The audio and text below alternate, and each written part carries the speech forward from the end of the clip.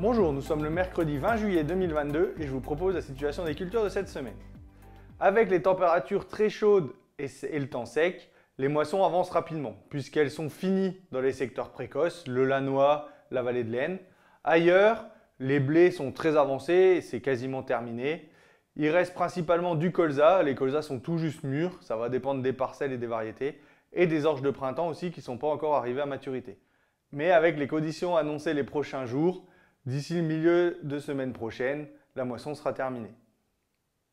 En ce qui concerne les maïs, les stades vont de 14 feuilles à floraison femelle. Le stade floraison femelle est un stade important puisque c'est là que va se déterminer le nombre de grains et la formation de l'épi. Donc là, les conditions chaudes et sèches en ce moment sont défavorables au maïs. En ce qui concerne le vol des pyrales, elles sont en diminution cette semaine puisqu'on a moins de captures dans l'ensemble des pièges du département. Le pic semble avoir été atteint la semaine dernière. Au niveau des pontes, pour le moment, on a très peu de pontes observées en parcelle. Donc il faut continuer la surveillance, même si maintenant les trichogrammes sont efficaces s'ils ont été posés. Les chardons sont de plus en plus présents en culture, ils sont en plus de plus en plus difficiles à gérer dans ces cultures. L'interculture peut être un moment idéal pour gérer les chardons. De plus, avec cette moisson précoce, on va avoir du temps pour pouvoir réaliser des faux semis et épuiser le chardon. Donc l'objectif avec cette destruction mécanique va être de détruire le chardon dès qu'il atteint 6-8 feuilles régulièrement pour pouvoir le fatiguer.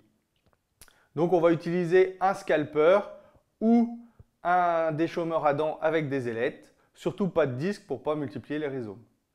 La Chambre d'agriculture organise le 20 septembre une demi-journée sur cette thématique avec démonstration de scalper à Vauboin. Donc on reviendra vers vous avec plus d'informations. Si vous souhaitez gérer les chardons de manière chimique, attention puisque la réglementation a évolué sur le glyphosate. Donc si vous envisagez un labour sur la parcelle, que ce soit en fin d'été ou à l'automne, début d'hiver, vous ne pouvez plus appliquer de Roundup pour détruire le chardon. Dans le cas-là, il faudra passer avec du 2,4-D ou du Banvel. Si vous êtes en non-labour, vous pouvez toujours utiliser le Roundup. Par contre, il ne faudra pas dépasser 1080 grammes par hectare et par an. Je vous souhaite une bonne semaine, à la semaine prochaine.